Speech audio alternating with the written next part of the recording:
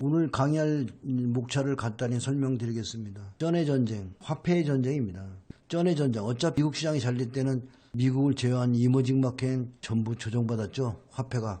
전의 전쟁이에요. 화폐의 전쟁입니다. 융자받아난 주식은 어떡하나. 오늘 화폐에 대해서 좀 얘기할 거고요. 대형주가 조정하면 중소형주들이 급등한다. 이것도 좀 볼 거예요.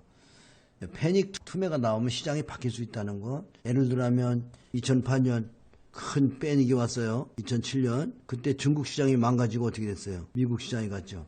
결국 뭐냐면 시장이 크게 망가지고 나면 시장이 바뀔 수 있다는 것도 생각해 봐야 돼요. 패닉을 다루는 법, 안티프레질 공부할 겁니다. 오늘. 이 안티프레질 공부를 하고 나면 여러분 마음이 편해질 거예요. 신용은 10조, 반대 매매가 나오게 생겼죠. 신용이 10조. 조정은 우리나라 조정도 바로 이 신용 이런 거, 개인 투자가 너무 흥분한 거예요. 융자받아 산 주식은 뒤에서 할게요. 1편에서는 화폐가 주식시장을 제시한다. 요거 좀 해볼 겁니다. 자, 그럼 대형주가 조정하면 이런 중소형주들이 반등이 나오죠. 말도 안 되는 반등이 나오잖아요. 그죠?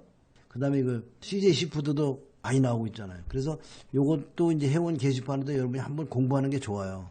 회원 게시판은 앱에서 88TV를 받으면 앱에서 볼 수 있고, 여기 회원들이, 고수들이 요새같이 어려운 장에서 이런 계좌를 보면서 여러분들이 왜 이런 계좌가 나오지?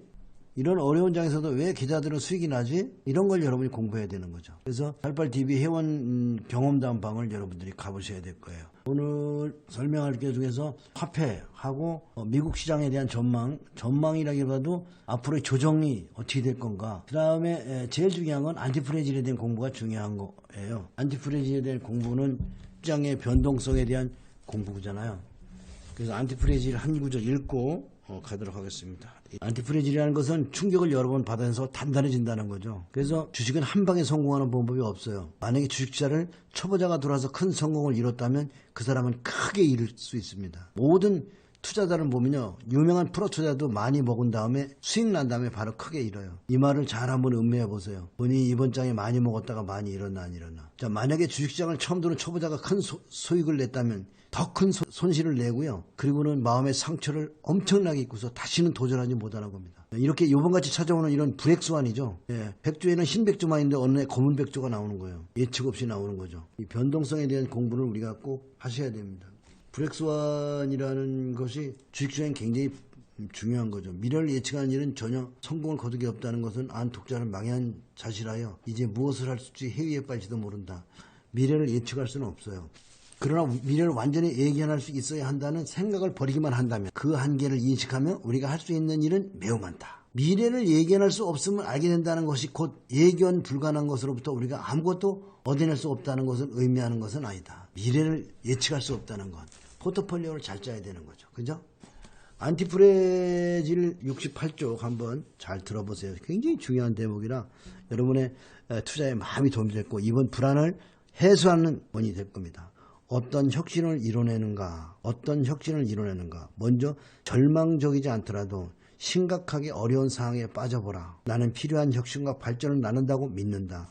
이렇게 어려움에 빠지면 발전을 나눈다고 믿는다. 이런 혁신과 발전은 초기 발명 혹은 발명을 위한 시도, 예상치 못한 부작용에서 발생되는 필요를 충족시키는 수준을 훨씬 뛰어넘는 방식으로 전개된다.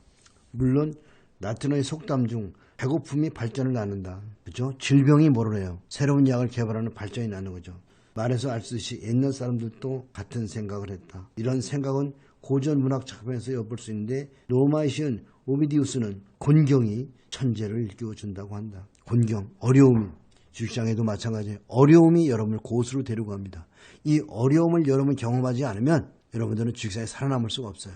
이걸 이기는 방법은 딴 거 없죠. 장이 나쁘다고 주식을 다 팔고 장이 좋다고 주식이 꽉 채우고, 그러면 여러분은 절대로 멀리 갈 수 없습니다.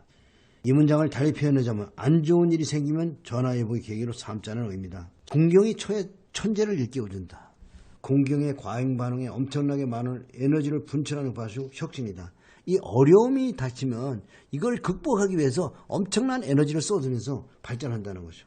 옛날부터 전해오는 이 메시지는 보기와 아주 심오한 의미를 담고 있다. 이것은 다양한 수준의 혁신과 진보에 관한 현대적인 방법이나 생각과는 상충된다. 왜냐하면 우리는 혁신이 정부의 자금의 지원과 계획을 통해서 혹은 하버드 경영대학원에서 혁신과 기업가 정신을 가르치는 유명 고수, 강의를 듣는 데서 또는 컨설턴트를 고용하는 데서 비롯된다고 생각하는 경향이 있다. 그러나 잘못된 생각이다. 산업혁명에서부터 실리콘밸리의 등장에 이르까지 교육받지 않은 기술자와 기업가들이 기술 진보를 위해 엄청나게 공헌했던 사실을 생각해보면 내 말은 금방 이해할 수 있을 거다. 그렇죠? 스티브 잡스가 공대를 나왔습니까? 안 그렇죠? 여러분, 구글을 만든 애들이 미래를 예측하는 사람들이 아니었잖아요. 맞죠? 그러니까 이거 잘 보면 교육받지 않은 기술자와 기업가들이 기술 진보를 위해 엄청나게 공헌하는 사실을 상기해보면 아무도 여러분을 미래를 가르쳐주는 대학 교수나 컨설턴트는 없다는 거죠. 그러면 여러분 투자에 대해서 이해하기 위해서는 여러분 스스로 고생하셔야 된다는 거예요. 그래서 여러분이 전공이 비전공자라도 여러분은 성공할 수 있는 거죠. 그러나 한눈에 보이는 상반되는 증거와 옛날부터 전해 내려오는 쉽게 얻을 수 있는 지혜에 불구하고 현대인들은 필요는 발명의 어머니라는 생각을 수용하기보다는 필요가 바로 여러분이 가난이, 여러분이 어려움이 발명의 어머니라는 생각을 수용하기보다 편안하고 안정되고 예측 가능한 상황에서 혁신을 추구하려고 한다. 투자를 안전하게 예측 가능하게 하려고 생각하는 순간 여러분들은 어떻게 해요? 여러분은 공경에 처하게 되는 겁니다. 로마의 위대한 정치가 카토스와 마찬가지로 많은 사람들이 어떤 형태가 되었던 편안함으로부터 쇠퇴로 가는 지름길이라고 생각한다. 그렇죠? 시장도 편안하고 투자도 편안하게 할 때 여러분들은 쇠퇴로 간다는 거죠. 카토는 의지가 약해질 것을 우려해 너무 쉽게 얻을 수 있는 편안함을 추구하지 않았다. 그리고 그가 두려워하는 연약함은 개인적인 차원의 문제가 아니었다. 사회 전체를 병들게 했다. 생각해보라. 내가 이 글을 쓰고 있는 지금 우리는 채무 위기를 겪고 있다. 무슨 얘기냐? 미국이죠. 미국이 채무 위기를 겪고 있다. 전체적으로 보면 세계 경제는 지금보다 더 부유했던 적이 없다.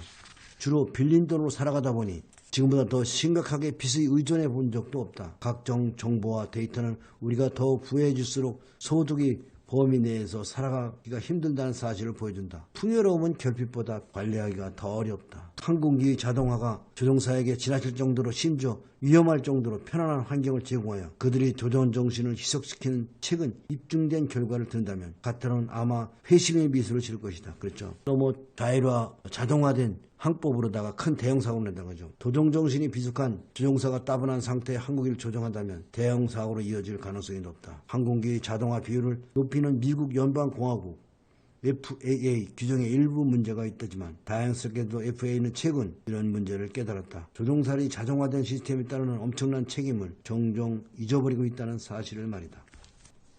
자, 오늘 이 공부에서 여러분의 발전은 배고픔, 공경 이런 걸로부터 여러분이 발전하는 거고 이 사회도 발전하는 거예요. 그러면 성공한 투자가들은 누구냐? 이 어려움을 많이 겪고 그 어려움에서 살아남은 사람들입니다.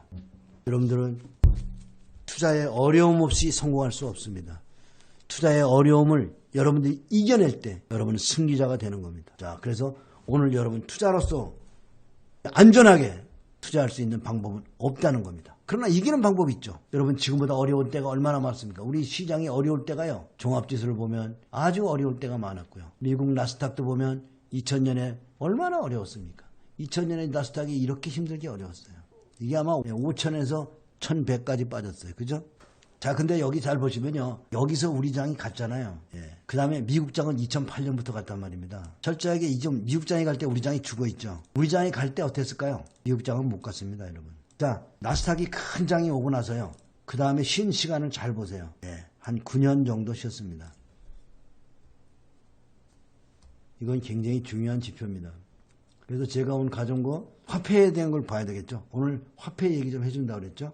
화폐를 보면요. 이게 유로화입니다. 달러와 상반되는 거죠. 유로화가 올라가면 달러가 약해지는 거고 달러와 유로화의 경쟁입니다. 보시면 2001년부터 유로화가 올라갔습니다.